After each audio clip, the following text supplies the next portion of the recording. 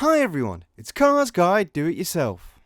Today we'd like to show you how to do a complete engine oil change in this 2016 Hyundai Santa Fe with a 2.2 CRDI 147 kilowatt power engine. This will be an extended service, as we'll be also replacing the pollen filter, air filter and fuel filter. Curious how to replace all these things in the car? Stay tuned to find out. Let's start with the pollen filter. In right-hand drive vehicles, it's located on the passenger side.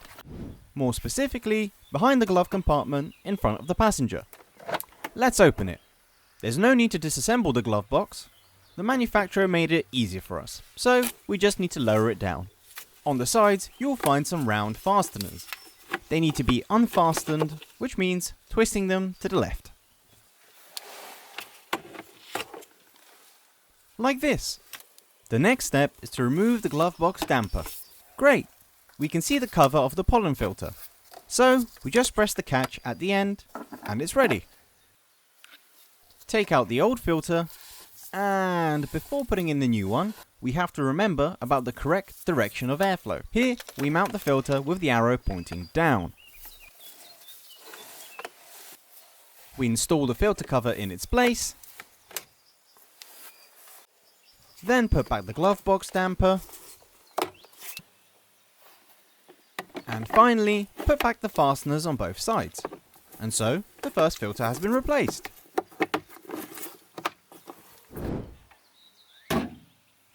The next filter to replace could be the air filter. But the fuel filter sits right behind it, which means we would have to disassemble the whole housing of the air filter again to get to it. So, we might as well start there. Let's dismantle the air duct to the filter housing. We only have to take out these two plastic clippings. Then we disconnect the electrical plugs from the air mass flow sensor.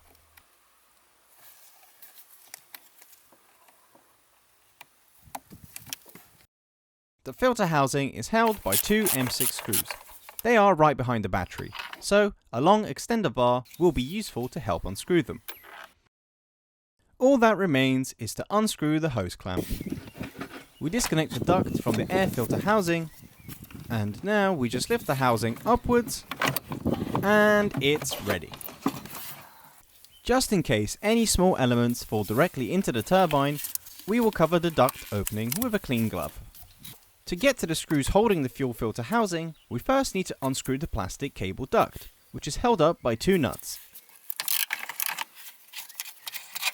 Now that we have access to the three screws, let's unscrew them. We disconnect the two electrical plugs from the fuel filter housing.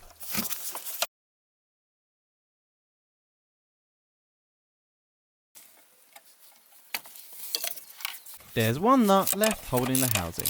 Unscrew that one as well.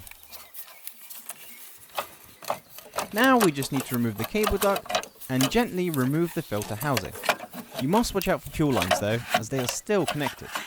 Before we disconnect the fuel lines, it's worth placing a paper towel below the filter, as a bit of fuel is likely to spill out. All that we have to do is press the blue squares on both sides, and the fuel line comes off gently.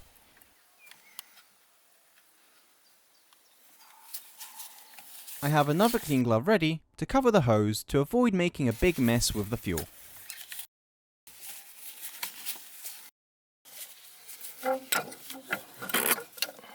We do the same with the other hose. Awesome! The fuel filter is disconnected. Just be careful that you don't spill any fuel. Now we can start the replacement. We unscrew the water and fuel sensor and then empty out the remaining fuel in the filter.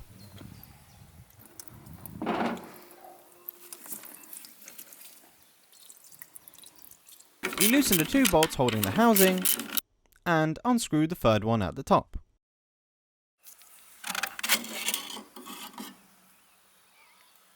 Using this very simple strap wrench, we'll unscrew the filter from its upper mounting.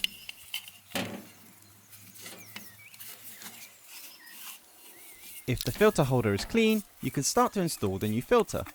If not, you can give it a rinse with something like brake cleaner. Before installing the new filter, we'll need to lubricate the rubber gasket.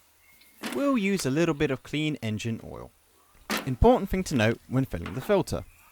Before starting the engine, the filter must be filled with fuel. We can do it now by filling it with clean diesel, or we can do it after mounting it into the car using a vacuum pump. We'll go for method number 2. We do the same thing with the gasket from the water sensor, and we screw it in.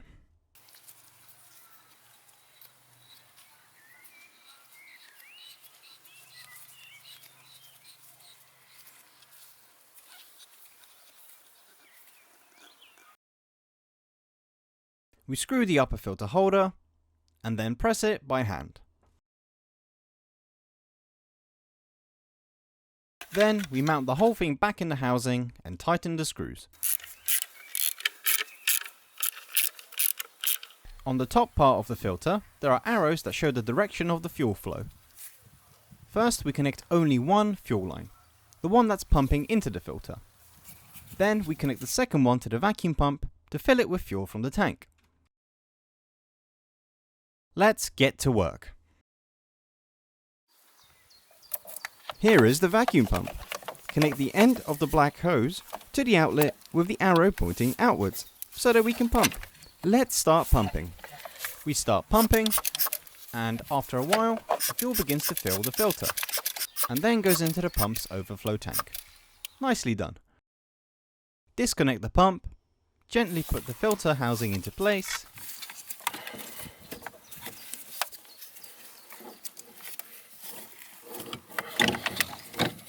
and connect the second fuel line.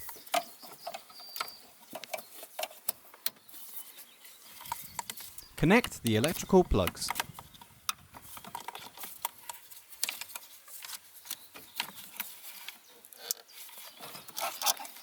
We screw the filter housing to the body,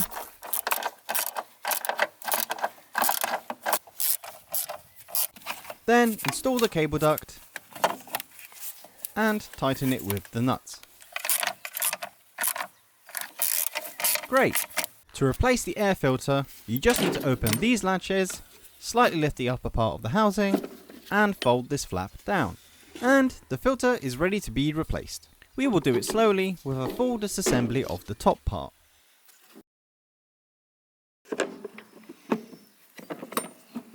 And the new filter is installed. Time to cram it into the car.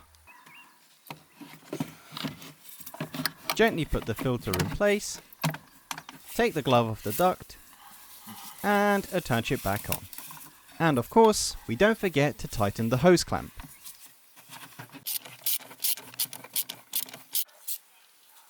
We put the bolts into the holes of the filter housing and tighten them. We connect the mass airflow sensor, and at the end, we attach the air duct to the housing and fasten it with clips. All that's left is to replace the engine oil. We'll utilise a car wrap for this. Under the car, we don't have to disassemble the large covers. The manufacturer has thought through the oil service very well and prepared 2 small flaps behind which is an oil filter and oil drain plug. Here we have a flap with the word oil filter on it. We open it, and would you look at that? There's the oil filter housing. Who would have thought? First, we unscrew the drain plug for the oil filter. We have to wait a short while until the oil from the filter drains completely.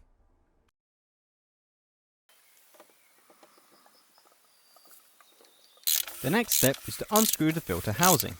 Here it is. We can also get to the main drain plug of the engine oil through a thoughtful flap with the mysterious word engine oil. And here it is. We place an empty oil container under it and unscrew the drain plug.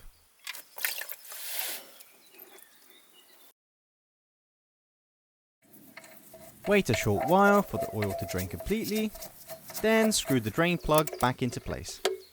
Tighten it with the right torque and put on the cover flaps.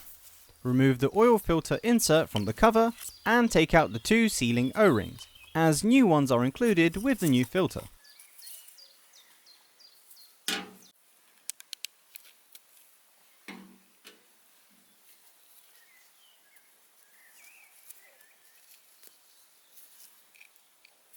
We put the new one on, making sure to get it into the right groove. Remember to lubricate both O-rings with engine oil, just like this.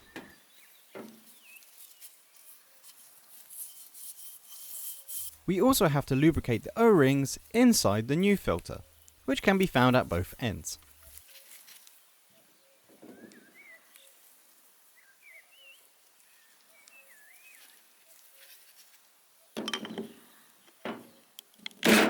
And it's done! The filter is prepared and ready to be installed. Now we have to tighten it with the right torque. Curiously, the correct torque to tighten the oil filter and drain plug just happened to be written on the filter itself. What a coincidence! We do the same thing with the drain plug, and it's ready! Great! The car's ready to get some fresh engine oil. We refill the appropriate amount by controlling the level on the dipstick. And it's done! Now we just have to delete the service inspection warning. We turn on the ignition, then with the top button on the onboard computer menu, scroll till we see the wrench icon. All we have to do is use the onboard computer buttons. Then hold the bottom button of the onboard computer menu till the new values appear. And it's ready! If you like it, thumbs up and subscribe. Job done! Thanks for watching.